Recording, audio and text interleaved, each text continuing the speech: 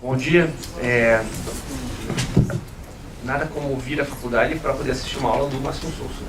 Eu dou aula eventualmente às manhãs, né? Mas nunca é a mesma alegria com a qual eu estou se apresentando agora. Esse é o nosso terceiro dia de seminário, com o título um tanto provocativo de Para uma Criminologia Crítica Latino-Americana, que indica aí, né, no sentido típico de condições, limites e possibilidades, para pensar uma criminologia crítica latino-americana, se é possível pensar com sua autonomia, como nos inscrevemos nessa tradição e quais são os seus pressupostos, os seus supostos e os seus caminhos de desenvolvimento. Eu passo a palavra então para o professor Máximo Sousso e fazemos, pelo tempo regulamentar, como ontem, né, a exposição e ao final abrimos a possibilidade para perguntas ou comentários despóticos. Muito obrigado, Mauricio, por tudo. Bom dia a todos e a todas. Disculpas por empezar tarde. Un poco la idea de la clase de hoy, de las clases de hoy, era tratar de recorrer el tópico del giro cognitivo en América Latina, pero sin olvidarnos de aquello que discutimos ayer, digamos, un poco hacer una exploración más profunda de este tema concreto, pero al mismo tiempo tratar de trazar algunas conexiones con lo que discutimos ayer acerca de, bueno, las posibilidades de una criminología crítica en América Latina, el rol de la traducción, la relación entre norte y sur. De algún modo lo que yo pretendo hacer hoy es poner en juego algunas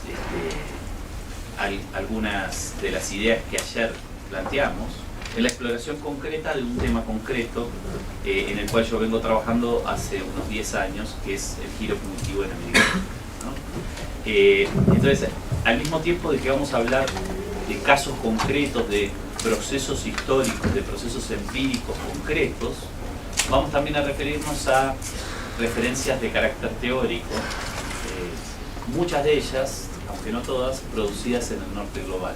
Entonces aquí vamos a volver un poco a esta cuestión de cómo es posible usar, cómo es posible dialogar con este tipo de articulaciones de carácter teórico que se gestaron en el norte global para pensar el giro punitivo en el norte global, pero que han viajado muy frecuentemente para pensar incrementos de la punitividad en otros escenarios del globo, entre ellos América Latina, ¿no? Entonces, vamos a tratar de explorar profundamente el tema del giro punitivo, pero sin olvidarnos de lo que discutimos ayer, para de algún modo tratar de mostrar las conexiones entre lo que discutimos ayer y lo que vamos a discutir hoy.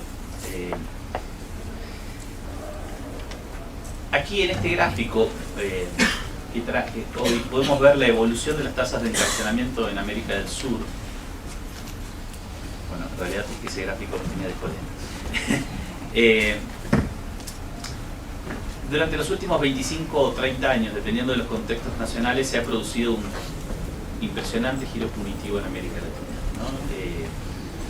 En los inicios de los años 1990, en América Latina existían tasas de encarcelamiento escandinavas o relativamente escandinavas. Hacíamos una referencia breve a eso también ayer.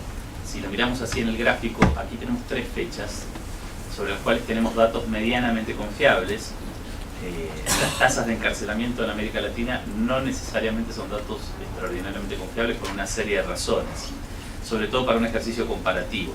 La primera razón es que cuando nos vamos hacia atrás en el tiempo, o sea, cuando buscamos indicadores estadísticos sobre el volumen de personas presas en los años 80 o 90 en América Latina, encontramos dificultades para en todos los contextos nacionales encontrar números que sean fiables. Muchos de los números con los que damos son números que no pasaron por un proceso de monitoreo y de sistematización. Son números bastante impresionistas, producidos por burocracias estatales que eran poco burocráticas, como los servicios de prisiones en América Latina en los años 80 y 90 en muchas de estas jurisdicciones. Entonces, por tanto, tenían procedimientos de producción de información que eran procedimientos poco confiables. Eso en parte sigue siendo cierto hoy. Para poner el ejemplo que conozco mejor, que es la Argentina. En la Argentina nosotros hoy tenemos un dato estadístico sobre la cantidad de personas presas que nace de un censo que se hace todos los años, en el cual se incluye información sobre cada una de las personas que está privada de su libertad. Ese censo es un instrumento muy interesante que es muy interesante porque lo diseñé yo, así que... Pero digamos, es un instrumento que realmente pretende recolectar información sobre todo lo que alguna vez usted quiso saber sobre un preso y no tuvo ocasión de preguntárselo.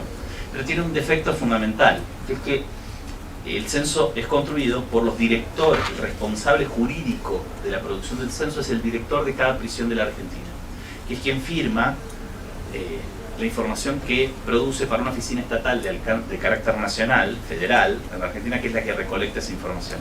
Idealmente, cuando se diseñó el censo, que fue en el año 2002, o sea, hace ya más de 15 años, se diseñó también un mecanismo de monitoreo de esa información, o sea, la creación de un equipo del censo que iba por prisiones aleatoriamente una vez que recibía esa información y antes de procesarla, a controlar la fuente de esa información, con una lógica claramente de producción de terror, para generar de ese modo disuasión en los directores de prisión para que escribieran la información de los censos como se les diera la gana, para que no escribieran la información de los censos como se les diera la gana. Ese equipo de monitoreo nunca se construyó. Entonces hoy nuestros datos estadísticos están construidos sobre la base de lo que los directores de prisiones dicen que son las personas que están presas al 31 de diciembre de cada año. Es cierto que hay un mecanismo en el censo, que es un mecanismo de control, que es bastante interesante, que es que cada uno de los directores de prisiones tiene que cargar en la información, no lo carga el director, lo carga obviamente un empleado, pero tiene que colocar el número de documento de identidad de la persona presa. Y existe una base de información que es de otro lugar, de otra oficina del Estado, que es el registro de reincidencia, que es la oficina estatal federal que se ocupa de determinar quiénes son las personas reincidentes cuando tienen que ser juzgadas por un juez penal. Se necesita un informe de esa oficina que tiene los números de documento de identidad de todas las personas que están cumpliendo penas privativas de la libertad. Entonces, ese DNI permite un control de un solo dato del censo, que es quiénes están presos, ¿no? Y en ese sentido es algo que la gente que hace el censo hace, controla que los DNI de las personas que están presas de acuerdo al censo estén presas de acuerdo al registro de residencia. Entonces podemos decir que hoy el dato es bastante bueno sobre la cantidad de personas presas, pero tiene otro defecto fundamental, que es que informa solo a las personas que están presas en prisiones. Y en la Argentina, como en Brasil, como en otros países de América Latina, hay una cierta cantidad de personas que están presas como personas presas preventivamente, o sea, con una prisión preventiva dictada por un juez, o incluso como personas que están cumpliendo su condena a pena privativa de la libertad en espacios policiales, ¿no? Lo que en la Argentina se llaman alcaidías o comisarías, que es algo que también existe en Brasil como fenómeno y en otras jurisdicciones de América Latina. Ese número no es increíblemente importante, pero ronda hoy, digamos, el Estado argentino no lo conoce, el número. Lo que es importante, es decir, no sabemos cuántas personas son, pero tenemos información en un sistema federal como es Argentina, igual que Brasil, sobre 24 jurisdicciones. Tenemos información más o menos confiable sobre unas 20. Entonces podemos pensar que ronda en torno a los 5.500 personas presas en un país que tiene 80.000 presos.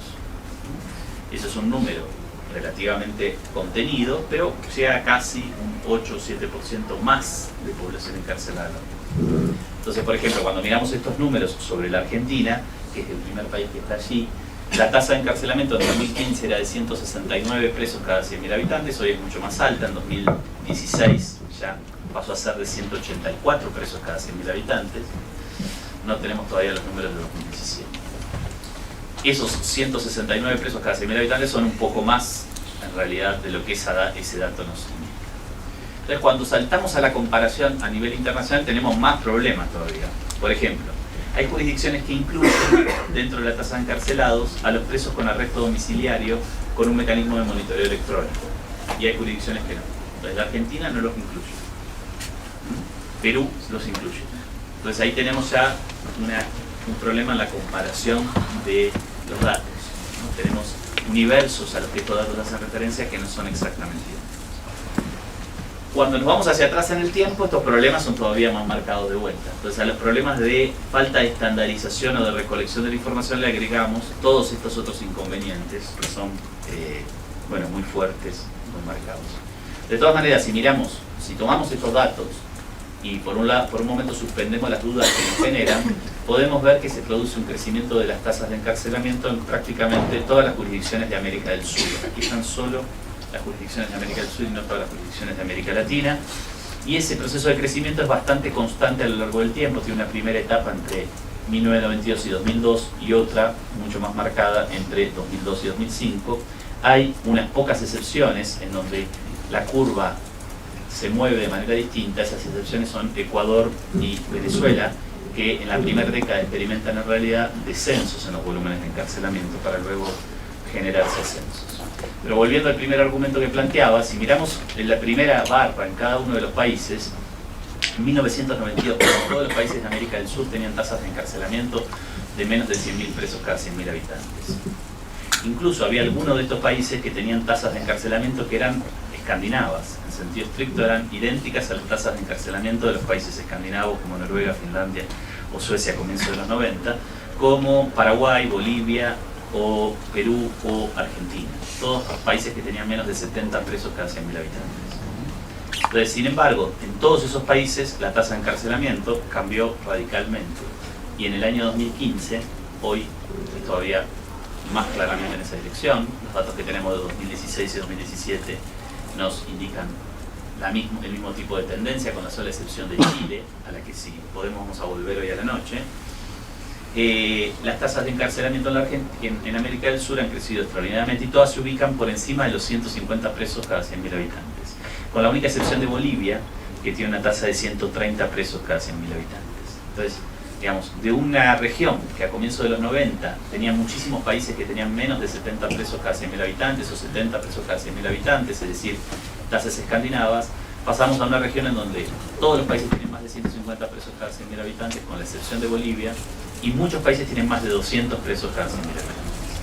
Y existen incluso países que superan el umbral de los 300, que es claramente el caso brasileño.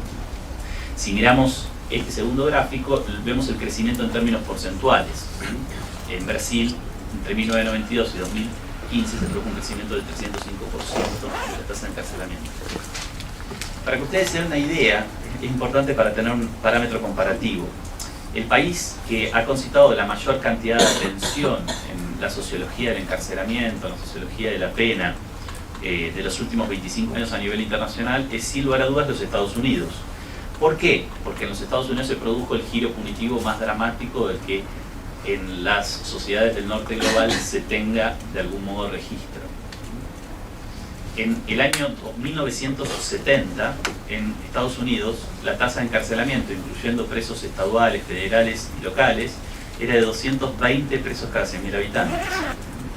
En el año 2010 pasó a ser de 731 presos cada 100.000 habitantes.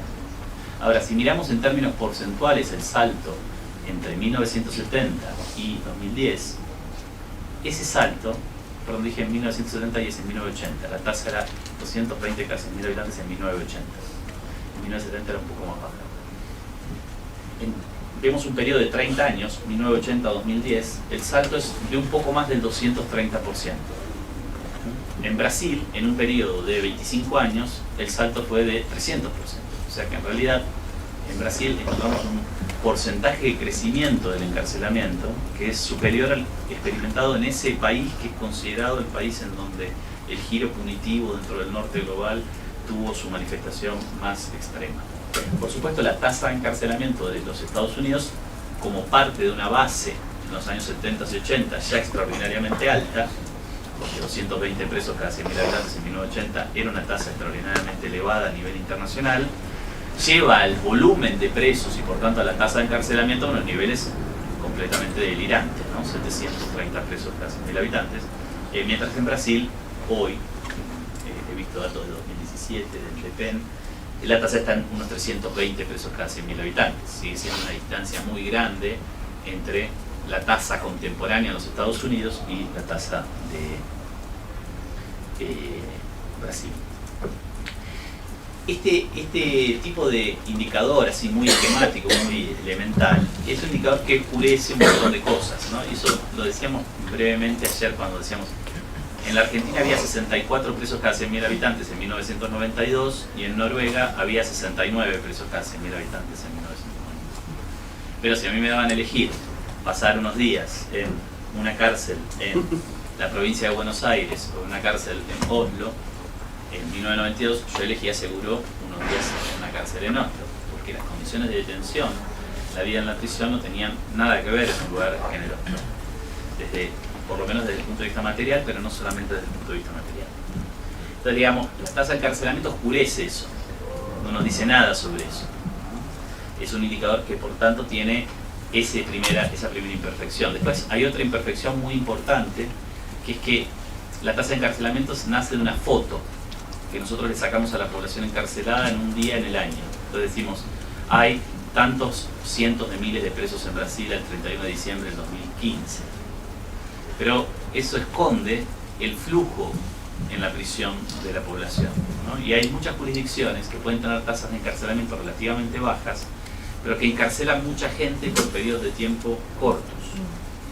Entonces, eso hace que la prisión afecte la vida de las personas mucho más allá de la dimensión que la tasa de encarcelamiento nos revela. Entonces, la tasa de encarcelamiento como medida de la extensión de la punitividad, de la extensión de la pena, ahora voy a volver sobre eso, tiene este problema, que es que en realidad nos brinda una foto de esa extensión, la cantidad de personas que son alcanzadas por la prisión, pero que esconde que en realidad la cantidad de personas que son alcanzadas por la prisión es más grande que esa foto. Porque a lo largo de un año, las personas que ingresan, las personas que egresan, ese flujo puede significar un alcance de la prisión mayor, o no, es una cuestión a estudiar empíricamente. Yo he tratado durante los últimos años de construir datos de flujo en América Latina y podría decir hoy con bastante certeza que es imposible de hacer. La única manera de hacerlo es recoger información a mano, digámoslo así, a un nivel extraordinariamente bajo de las administraciones penitenciarias, o en jurisdicciones específicas o directamente en cárceles específicas. Hacer esa tarea es algo terriblemente difícil de hacer. Yo lo estoy haciendo para mi provincia nada más, para la provincia de Santa Fe en Argentina, y nos está llevando varios meses y nos encontramos con un montón de obstáculos de carácter práctico para recolectar esa información. Entonces, obstáculos que están vinculados a los déficits de registración de las mismas administraciones penitenciarias. No todas las administraciones penitenciarias registran quién ingresa y quién egresa de una prisión bien, ¿no? Entonces, por ejemplo, en mi provincia tenemos ese registro de quién ingresa y quién egresa por día en cada una de las prisiones, pero el registro no dice por qué ingresan ni por qué egresan. ¿Se entiende? Está el nombre de los que ingresan y el nombre de los que egresan, pero no nos dicen por qué. Entonces tampoco sabemos si los egresos son transitorios o son definitivos, y si los ingresos son por la imposición de una prisión preventiva o por la imposición de una condena. Tenemos esa información que es bastante importante a la hora de construir un cuadro de flujo. Entonces, la tasa de encarcelamiento tiene varios defectos, pero es el indicador que tenemos disponible, por eso lo usamos para pensar el giro positivo en América Latina, porque es como el que, dentro de un contexto de muchísimas dificultades para la producción de indicadores, es como el que nos brinda alguna herramienta. Por otro lado, esto no excluye la necesidad de que avancemos en construir nuevos indicadores de punitividad, ¿no?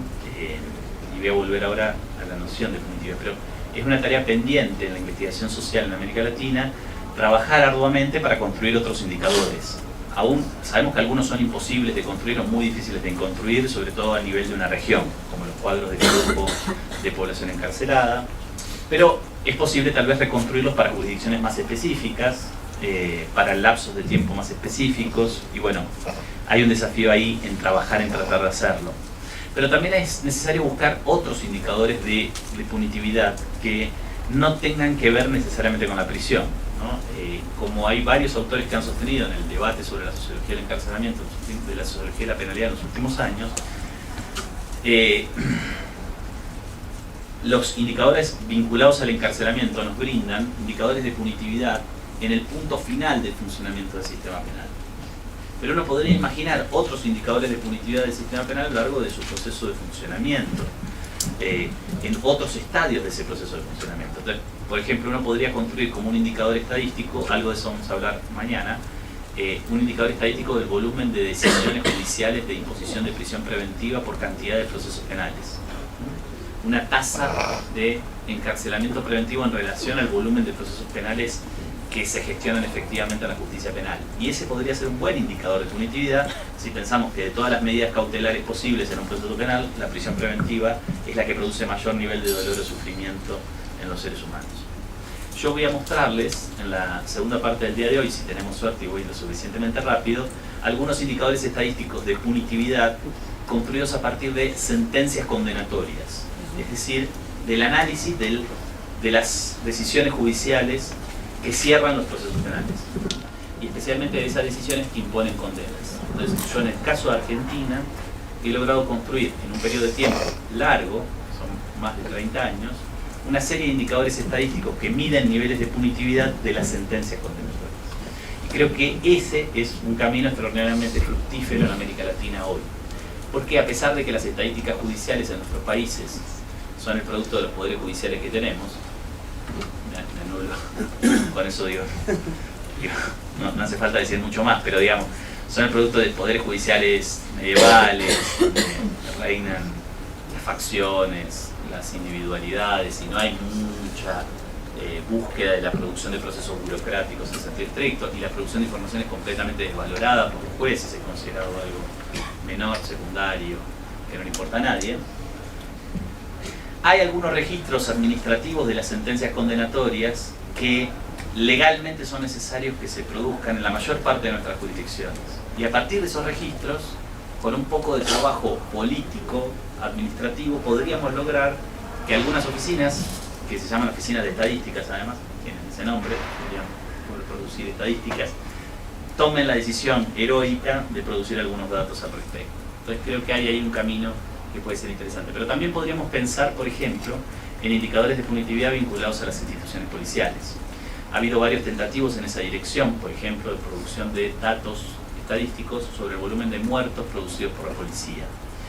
No necesariamente muertos ilegalmente producidos, sino muertos en general, sin discutir si las muertes han sido producidas por un uso legítimo de la fuerza por parte de la policía o no.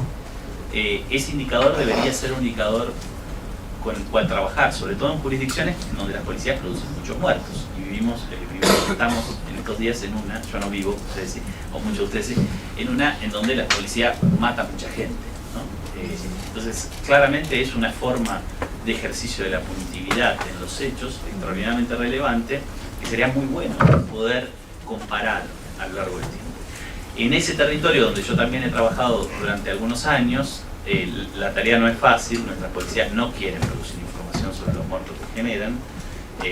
La política democrática tiene muchas dificultades para lograr que las policías hagan eso, que es eso, producir información sobre la cantidad de personas que matan, no información sobre todo lo que hacen, solo sobre las personas a las que matan, pero creo que es un tópico en el cual hay todavía algún espacio para seguir trabajando y discutiendo con los actores electos popularmente, con los políticos electos popularmente, pero también incluso con algunas policías que sean más o menos permeables a reconocer que el uso letal de la fuerza es un problema y por tanto, para poder gobernarlo hay que primero tratar de conocerlo.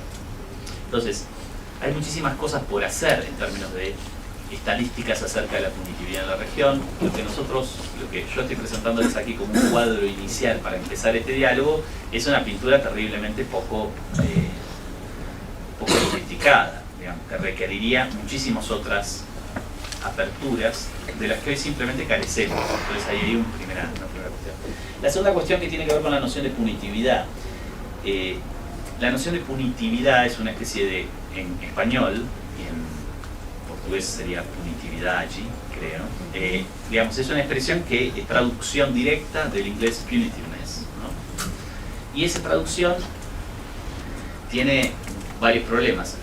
En primer lugar, que en inglés mismo la noción punitiveness no tiene un solo sentido. En la literatura especializada, esa noción ha tenido distintos sentidos. Entonces, por ejemplo, hay un libro que fue importante en el debate sobre el giro punitivo que se publicó en el año 2005, que lo publicaron una serie de autores de lengua inglesa, que son John Pratt, Mark Brown, David Brown, Simon Halsworth y Wayne Morrison, que se llama The New Punitiveness, ¿no? Es un libro que es un libro colectivo que tuvo un impacto importante en la literatura, tratando justamente de reunir a investigadores de distintos lugares que trabajan sobre la sociología de la penalidad para pensar la nueva punitividad, como le llamaban en ese libro. En la introducción de ese libro, los autores tratan de fijar este concepto de punitividad.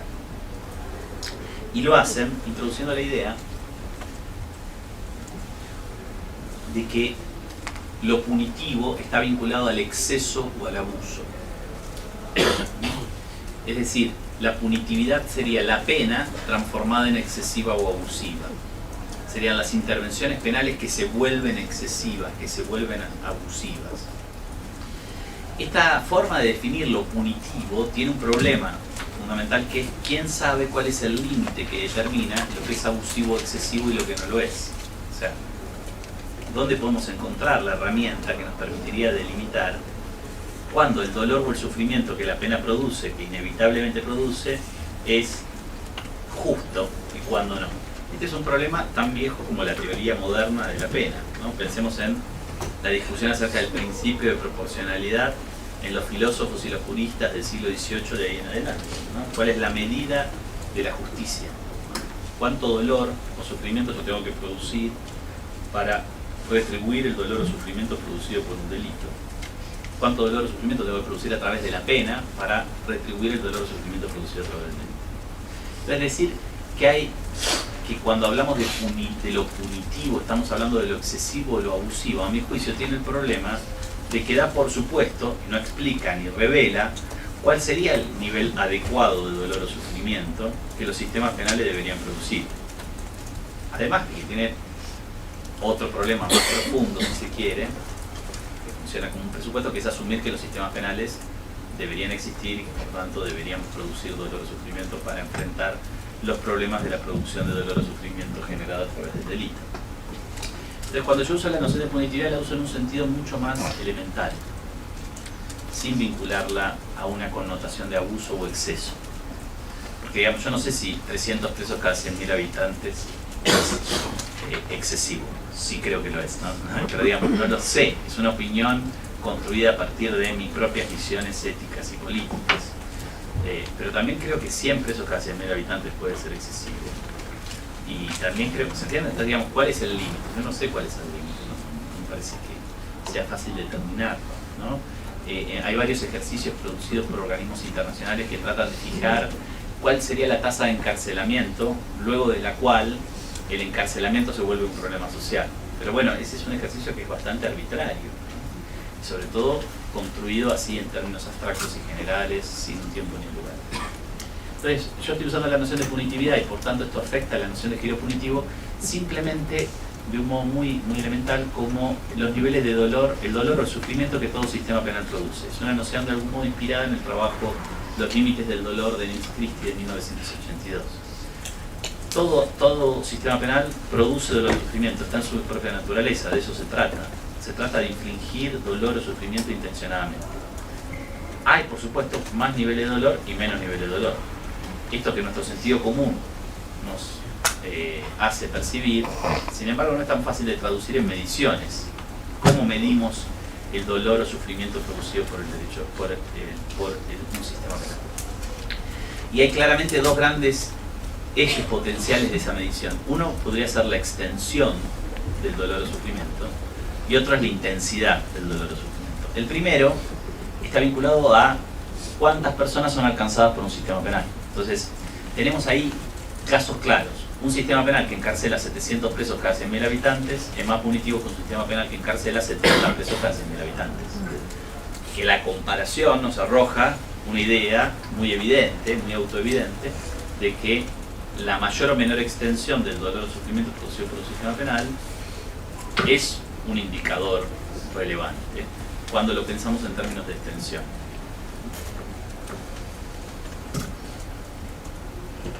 Un sistema penal sería más punitivo que otro si utiliza más la prisión preventiva en lugar que las medidas cautelares, que no consiste en la privación de la libertad, porque se supone que las otras medidas cautelares implican privaciones de la libertad menos importantes y por tanto menor nivel de dolor o sufrimiento. Aun cuando algunas de esas medidas cautelares alternativas en el tiempo contemporáneo pueden ser, por ejemplo, el arresto domiciliario, que tiene un componente de privación de libertad muy importante. Habría que ver cuáles son las medidas cautelares alternativas, pero podríamos decir que si las medidas cautelares no implican privación de la libertad y solo limitación de la libertad, cualquiera de nosotros que estuviera sometido a un proceso penal como imputado diría: quiero una medida cautelar alternativa y no quiero estar privado de la libertad, sea en una prisión, sea en mi domicilio. Entonces hay casos claros, pero eso no quiere decir que sea completamente simple. Cuando a esto le combinamos la dimensión de la intensidad, las cosas se ponen todavía más difíciles, ¿no? Y el ejemplo que damos antes sobre el volumen de una tasa de encarcelamiento en Noruega y el volumen de una tasa de encarcelamiento en la Argentina a principios de los años 90 es un buen ejemplo al respecto. Hay toda una serie de dimensiones de lo que significa estar encarcelado que tienen que ver con el volumen de dolor o sufrimiento que producimos. Entonces, pongo un ejemplo que parece también bastante evidente. Una cosa es poder recibir visitas de tu familia todas las semanas, 2 veces, y otra cosa es no poder recibirlas sino una vez cada 6 meses. Son indicadores que incrementan el nivel de sufrimiento de tu privación de la libertad. Una cosa es poder comer 4 veces al día comida digna y otra cosa es comer 2 veces al día comida indigna. Una cosa es tener frío en el invierno que hace frío porque no hay calefacción ni mecanismos para abrigarte, y otra cosa es no tener frío ni tener calefacción ni tener mecanismos para abrigarte. Son todas dimensiones que tienen que ver con la intensidad que resultan mucho más difíciles de plasmar en el lenguaje de los números. Entonces ahí tenemos un límite para el ejercicio, para un ejercicio que trabaje con datos cuantitativos y requiere por tanto otro tipo de exploración de carácter más político. En las últimas 2 décadas, o 3 casi ya, a nivel internacional ha habido distintas narrativas en la sociología del castigo que han tratado de explicar este incremento de la punitividad. Más allá de las dificultades en ponerse de acuerdo sobre la definición de la noción de punitividad, la idea de un incremento de la punitividad, de la idea de que los sistemas penales se vuelven punitivos, en la versión esta que sostiene de algún modo la noción de punitividad como exceso o abuso, ha ido generando toda una literatura a nivel internacional que se ha tratado de focalizar en dar cuenta de estos cambios penales. Esa literatura está muy desarrollada en el norte global, muy desarrollada en el mundo de lengua inglesa y particularmente se ha focalizado en Estados Unidos antes que nada, y diría que en un segundo plano en el escenario británico, en el escenario de Gran Bretaña. Algunas de estas exploraciones han dado lugar a narrativas de carácter macroscópico que han de algún modo enfatizado la dependencia de estas mutaciones penales, giro punitivo, de ciertos cambios estructurales de la vida social.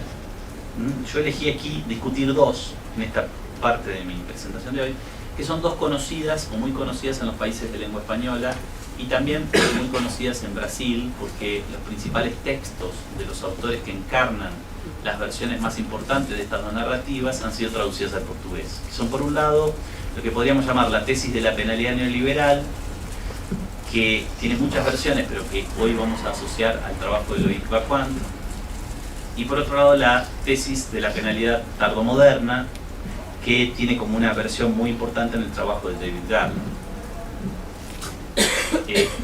Tanto el libro fundamental de Loïc Wacquant en la estructuración de esta argumentación, Punishing the Poor, como el libro fundamental de David Garland en la estructuración de su argumentación, The Culture of Control, fueron los 2 traducidos al portugués, por lo tanto están ambos disponibles para, y seguramente muchos de ustedes los han leído.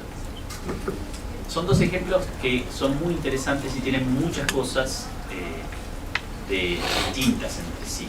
Son 2 ejemplos de construcción de narrativas macroscópicas que hunden la comprensión del giro punitivo en cambios de carácter estructural de la vida social, pero que al mismo tiempo entre sí tienen muchísimas diferencias. Yo voy a presentarlos en forma esquemática aquí, aunque si luego quieren podemos discutirlos más profundamente, porque lo que me interesa es en realidad, más que la singularidad de sus argumentos y en todo caso la crítica a sus argumentos, aunque vamos a hacer algunas de esas críticas, es luego tratar de reflexionar sobre algunas cosas que tienen en común estas 2 narrativas, y sobre esas cosas que tienen en común son las cosas sobre las cuales yo quiero hacer un ejercicio más bien crítico, no tanto sobre las singularidades de los argumentos de Wacquant o de Garland, sino sobre esas 4 cosas que a mi juicio tienen en común. La tesis de Loïc Wacquant acerca de la penalidad neoliberal no es la primera argumentación que trata de ligar neoliberalismo con penalidad. Durante la década del 90, en el mundo de la lengua inglesa hubo muchos ejercicios en esa dirección que anteceden a los trabajos de Wacquant. Ejercicios con los cuales Wacquant no dialoga, lo más mínimo, porque parten en realidad de una manera de pensar el neoliberalismo que es bastante diferente a la manera en la que él lo piensa. Esas maneras de pensar el neoliberalismo distintas están vinculadas a una literatura de raíz Foucaultiana en el mundo de la lengua inglesa, muy específicamente en torno a los llamados estudios sobre la gubernamentalidad, que durante los años 90, en las manos de una serie de autores como Pat O'Malley o como John Pratt, produjeron una serie de argumentaciones acerca del impacto del neoliberalismo como racionalidad gubernamental en el campo penal. Esas argumentaciones, además, no eran argumentaciones construidas sobre el caso de los Estados Unidos, este es otro componente también fundamental, sino más bien eran construidas sobre casos periféricos del mundo de la lengua inglesa, como por ejemplo los escenarios de Australia y Nueva Zelanda. El trabajo de Loïc Wacquant va a ir edificando, de algún modo, la centralidad de la noción de neoliberalismo a lo largo del tiempo. El primer texto que Wacquant publica sobre este tema es un texto de 1999, que se llama Las prisiones de la miseria, que creo que también está traducido al portugués, que es un pequeño texto pensado como un texto de divulgación que se publicó inicialmente en francés. Es un texto que se publica en una colección que se llama Razones para actuar, que es una colección fundada por Pierre Bourdieu en Francia y que está pensada como un escenario en el cual los intelectuales de la sociología producen intervenciones sobre temas fundamentales del debate público. Y por tanto tiene un formato el texto, Las prisiones de la miseria, que tiene claramente ese formato. Quienes lo han leído pueden recordar, por ejemplo, la presencia de pequeños recuadros en los cuales se cuentan pequeñas historias, que es algo que por ahí excede un poco al típico aparato de estructura de un texto académico. A esto se combina también con un trabajo bastante liviano sobre las fuentes bibliográficas. Digamos, el libro no es un libro que dialoga en forma muy detallada con los precedentes que trabajan sobre el mismo tema, porque pone el énfasis en esto de impactar en la mirada del hombre común que puede ir un día a una librería y comprarse un libro para entender qué pasa con la penalidad en la sociedad contemporánea. A partir de los años 2000, el trabajo de Wacquant fue haciéndose más profundo en esta dirección. Wacquant no era alguien que venía de estudiar la penalidad, su campo de estudios tenía que ver con la marginalidad urbana, fundamentalmente, y un poco él se choca con la prisión, como lo ha contado en varias entrevistas, a partir de del propio trabajo con las trayectorias de vida de las personas con las que trabaja, que padecen de problemas de marginalidad económica y social en las ciudades estadounidenses. Ese trabajo va a ir acumulándose durante la década del 2000 y va a terminar en su libro del año 2009 en inglés, Punishing the Poor, Castigar a los Pobres, que creo que tiene el mismo título también en portugués, que es el texto en donde en realidad la idea de neoliberalismo juega realmente un rol muy fundamental. Ese día ya estaba en cierto modo presente, levemente, en Las prisiones de la miseria, pero cobra una importancia mucho mayor durante la década del 2000 en varios artículos y en este libro del año 2009. Wacquant inscribe el giro punitivo, primero y antes que nada en los Estados Unidos, en el nacimiento del neoliberalismo como un proyecto político. Esta es la manera en la que define al neoliberalismo. Un proyecto político de una élite crecientemente transnacional que se propone generar una triple transformación del Estado. Esa triple transformación del Estado sería, por un lado, la anulación de la intervención del Estado en la vida económica, tanto en términos de la intervención directa en la producción de bienes y servicios, como en términos de la regulación de la vida económica. Una minimización, una reducción de la intensidad de la intervención del Estado sobre la cuestión social. Entonces, frente al viejo estado de bienestar, un achicamiento del volumen de intervenciones sociales, pero también un cambio de su lógica, a lo que Wacquant ha trabajado, sobre lo que Wacquant ha trabajado mucho en relación con muchos otros autores que trabajan sobre el welfare state en los Estados Unidos, el pasaje del welfare al workfare, a un tipo de programas de intervención social altamente focalizados, que afectan solamente a grupos más o menos pequeños de la población marginada, que lo hacen con una lógica de carácter contractual, en donde la entrega de un beneficio se recibe a cambio de la realización de una serie de actividades por parte del individuo que lo recibe, que están vinculadas por lo general a volverse empleable en el mercado de trabajo, ¿no? A volverse potencialmente contratable en el mercado de trabajo. Entonces, una minimización de la intervención social y al mismo tiempo un cambio de su lógica, una lógica que tiene además en sí mismo, como dice muy claramente Bacquant en su último libro, en sí mismo toda una lógica de carácter punitivo, ¿no? Porque te doy el beneficio a condición de que cumplas con determinadas actividades y reglas, y siempre hay un proceso de vigilancia sobre ese cumplimiento y una potencial sanción que es perder el beneficio. Tercero y última transformación, un crecimiento extraordinario de la intervención penal, un crecimiento extraordinario del Estado penal, como ya lo llamaba Bacquant en su primer libro, Las prisiones de la miseria, que se traduce en cambios radicales en la manera de funcionar del sistema penal, pero también en la expansión del sistema penal, ¿no? En el crecimiento de sus aparatos burocráticos, el crecimiento de sus recursos humanos y materiales, el crecimiento de...